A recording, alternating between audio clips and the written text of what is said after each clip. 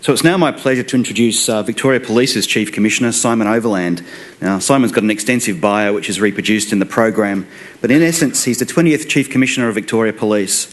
Prior to his appointment, he served as Deputy Commissioner for VicPol for 3 years. He led the Piranha Task Force as Assistant Commissioner Crime from 2003 to 2006. And prior to joining Victoria Police, Simon had an extensive and exemplary record serving with the Australian Federal Police for 19 years in a range of capacities. It's my pleasure to welcome Chief Commissioner Overland to the stage.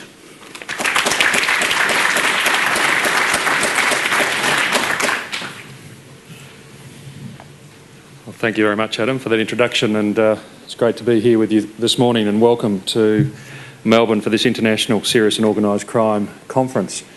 Can I too acknowledge the traditional owners of the land on which we meet and pay my respect to elders past and present. And again, Bill, thank you very much for that welcome to country. Can I also acknowledge that there are many other senior law enforcement practitioners in the room. I'm not going to read through the list. It'll take me half the allotted time to actually do so. But many national and international senior law enforcement figures are here.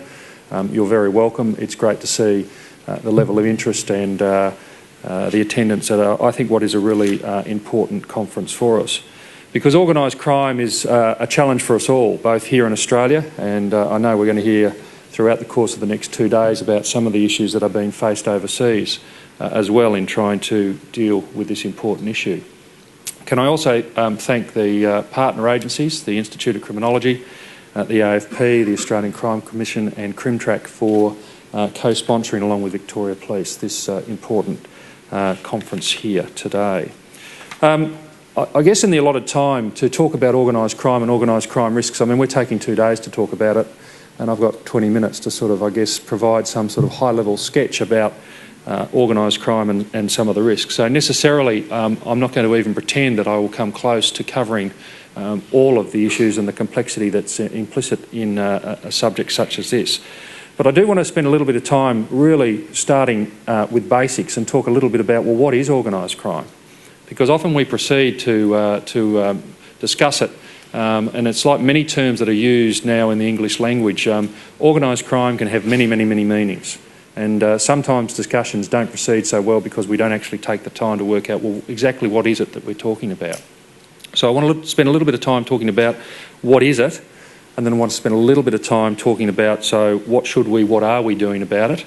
And again, what are some of the associated risks? Now, as I say, in getting to that, I'm not even going to pretend that I will come close to covering all of the issues and all of the risks associated with organised crime, but I just want to, I guess, highlight a few that perhaps might stimulate some debate, and I'm sure will be picked up and explored in more detail over the course of the next two days. When we talk about organised crime, for most people there's a series of images that immediately start to spring to mind. Now, I understand that I'm talking to a well-informed audience here, but often in talking to less well-informed audiences, I do ask people to sort of think about, well, what comes to mind when the term organised crime is actually mentioned and discussed. And almost invariably what comes to mind for most people is very much informed by the media and very much informed by Hollywood and its portrayal of organised crime. And almost invariably, the form of organised crime that comes to mind is in some ways the classic mafia style of organised crime. And that is that it's seen as being, almost a formal organisation in a sense. It's very hierarchical. There's very clear roles. It tends to work in a pyramid, so you've got the boss at the top and then you've got, layers that sort of sit underneath it. And so you have almost a classic bureaucratic pyramid-style organisation. And that, I think, is still very much the common perception as to what organised crime is, both here in Australia and I suspect also overseas. And of course, those of us who work in this area know that whilst there are some organisations that can work that way, almost invariably it's not that way. And of course the other trick is that often it's not just the way the organisations itself work and how they organise themselves, but it's the connections. And I'll say a little bit more about that later on. So I think that there is still a level of misunderstanding out in the broader community as to what organised crime is. Having said that, I find it a very difficult concept to neatly define. It's again one of those concepts that so much has been written about it that it almost becomes meaningless. So that's compounded by a number of things because it presents in so many different ways, but also because the nature of it is that it continues to evolve. So, you could spend a PhD thesis sort of researching the problem and you could come up with a fantastic definition, maybe, and you could be assured within 6 to 12 months it would be out of date because the nature and the phenomena that is organised crime has actually moved on and evolved to be something else. Well, what are some examples of that? I mean, I guess the nature of organised crime evolves and the nature of the markets that it operates in evolves as well. So, for instance, if we were attending this conference 10 years ago and I was standing here to give an opening address to you about the nature and threats posed by organised crime, I'm sure I'd have spent a lot of time talking about the threat posed by heroin and the way the heroin market was operating. And particularly here in Victoria, it was a very, very significant issue here in Victoria because of the number of street-related deaths that were actually caused through what became known as the flood of heroin that actually came onto the streets. Well, when you actually go back and have a look at it, there wasn't really a flood of heroin.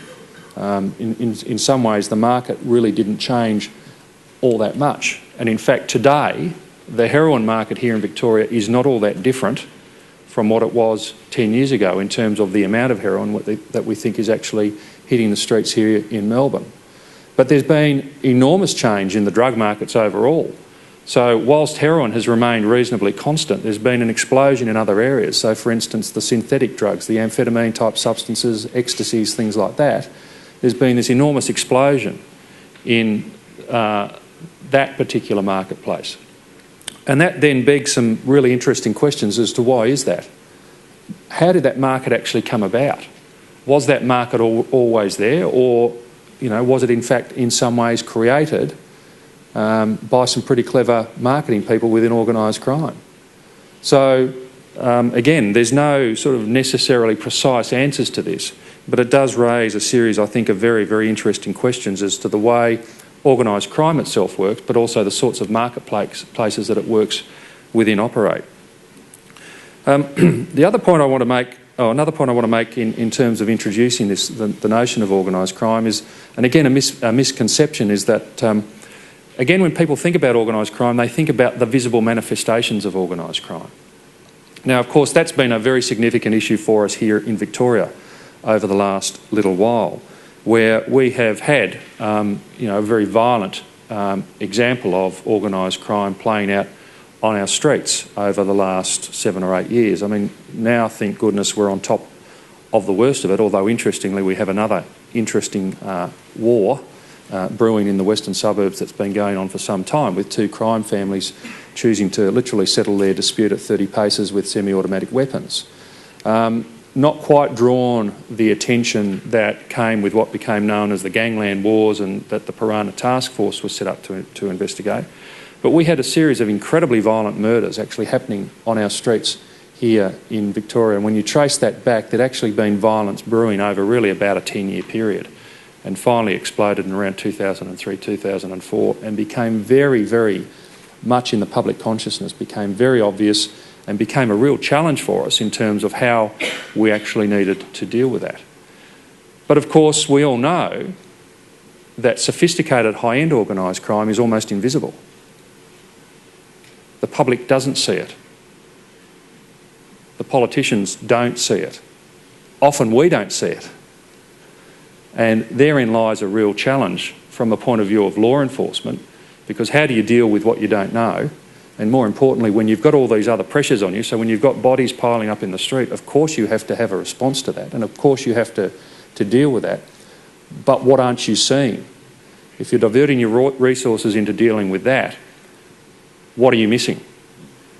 And the challenges around trying to, in some ways search for the proverbial needle in the haystack is an easy one for law enforcement to avoid, because let's face it, we've got plenty of work that we can be getting on with and plenty to do and plenty of demands on our services. But as always, the challenge for us is to really work out, are we actually dealing with the highest risks? Do we actually know what the highest risks are? Do we know, and I hate to sound like Donald Rumsfeld, but do we know what we don't know? And the answer has often been no, we don't. And therein lies one of the real conundrums, both from a public policy point of view, but also from a law enforcement point of view, because, of course, if the problem is hidden, it's very easy to ignore it. There can almost be a tendency to want to ignore it, because to go looking for it costs a lot of money, a lot of effort, and then when you find it, you've actually got to deal with it. But, of course, we know, and I believe very passionately, that really good organised crooks we just don't see. Or they're very, very difficult to see. And you've got to search very, very hard for them. And so we tend to get drawn to the visible. And clearly, I'm not suggesting that we should have done anything other than what we did around the gangland stuff and some of the other visible organised crime threats that we deal with. We must deal with those. But the challenge is to get to those things that are much more hidden and much harder to find, and therefore much harder for us to actually deal with.